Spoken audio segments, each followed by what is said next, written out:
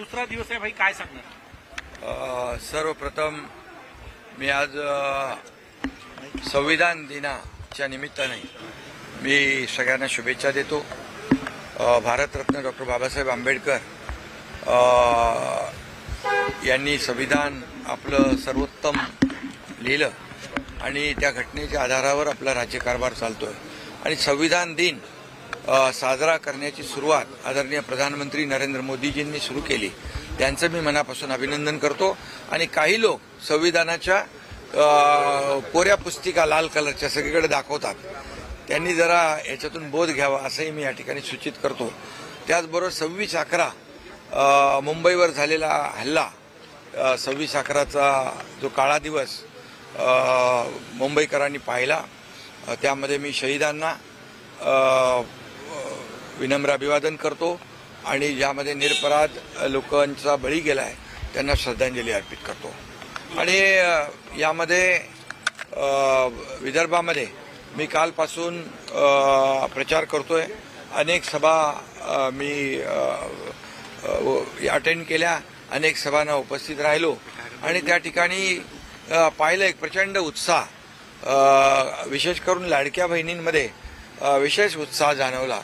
लाडक्या बहिणी, लाडके भाऊ, अगदी तरुणांपासून युवापासून अगदी ज्येष्ठांपर्यंत सगळे सभेमध्ये उत्स्फूर्तपणे सभेला उपस्थिती होती।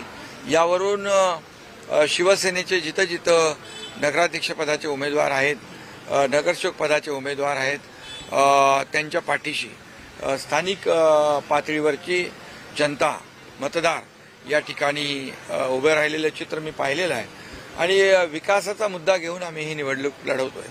आणि म्हणून नगरपालिका, नगरपंचायत या नगरविकास खात्याच्या अखत्यारीत येत असल्यामुळे मी नगरविकास मंत्री असताना, मुख्यमंत्री असताना देखील जिथं आमचा नगराध्यक्ष नव्हता, नगरसेवक नव्हते, तिथेही आम्ही विकासाला पैसे दिलेले। ते आता इथं गेल्यानंतर सगळ्या गोष्टी समजत आहेत आणि म्हणून विकासाच्या मुद्द्यावर इथे रस्ते, पाणी, पिण्याचं पाणी, भुयारी गटार योजना, मैदानं, उद्यानं, आरोग्य व्यवस्था आणि या सगळ्याला आम्ही पैसे दिलोय।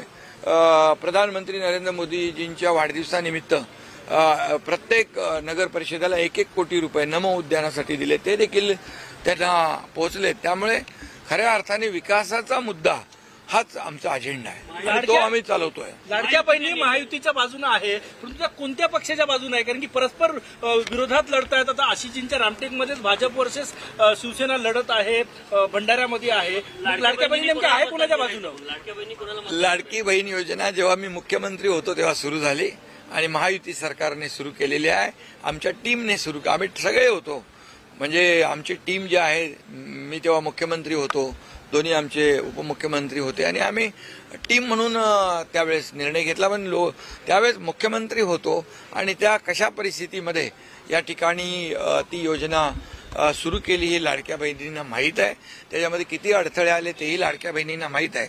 परंतु एकदा आम्ही निर्णय घेतला लाडकी बहीण योजना सुरू करायची आणि त्याची अंमलबजावणी करायची, काटेकोरपणे त्याची अंमलबजावणी सुरू आहे आणि लाडक्या बहिणींना मी विश्वास पण दिलाय की कोणी किती काही म्हटलं तरी सुद्धा लाडकी बहीण योजना कधी बंद होणार नाही। त्यामुळे लाडक्या बहिणी बरोबर योग्य तो निर्णय घेतील। गुलाबराव पाटील काल म्हटले की आमच्याकडे नगर विकास खातं आहे, 1 तारखेला बाहेर झोपा, लक्ष्मीचं दर्शन होणार आहे। काय अर्थ काढायचा याचा?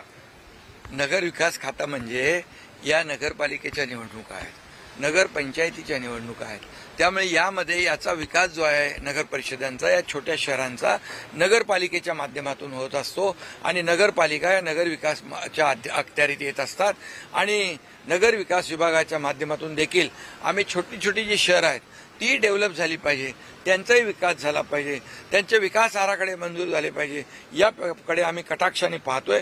आणि मोठी शहरं विकसित होतात, पण छोटी शहरं जी आहेत निधी अभावी विकसित होत नाहीत, त्यांना देखील मोठ्या प्रमाणावर निधी दिलाय, यापुढे निधी देणार, याचा अर्थ असा घ्या।